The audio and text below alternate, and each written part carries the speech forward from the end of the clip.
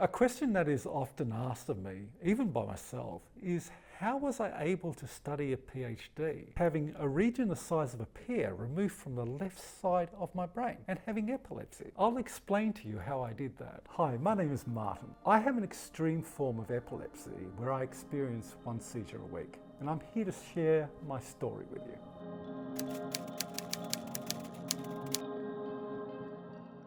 For me, the studying of a PhD started with a great supervisor, and that's what was important. And it was at the university that I was introduced to new computer programs that were very important for an individual who has damage in the left side of their brain. These were the Dragon NaturallySpeaking program, which turns your vocal words into writing. And the second is called Kurzweil 3000, which reads to you what is on the screen, highlighting each word as a computerized voice speaks it. So by me being able to see those words being read and hearing it allowed my right temporal lobe to learn things so much more quickly. Where prior to that program, it would take me an hour to read 10 pages.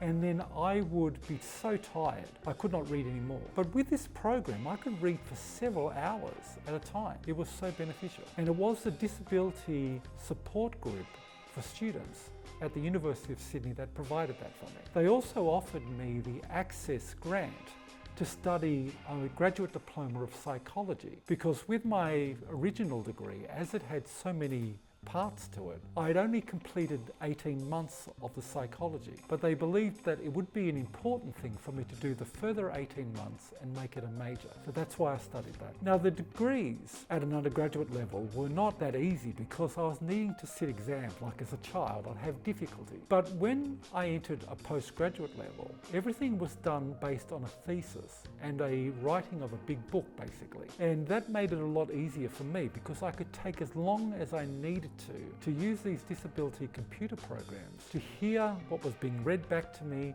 and hear mistakes that I had made and go, oh, there's a mistake there, I can fix that. And that's why my marks went to over 85% with my PhD. For me, the PhD was ending towards the end of 2015.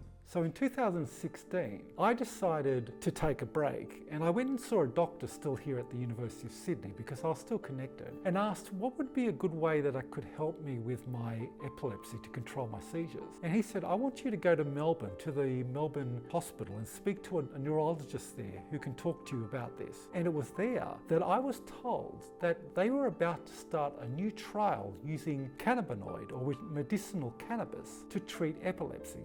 And he wanted me to be a part of that. And that made a big difference to my condition.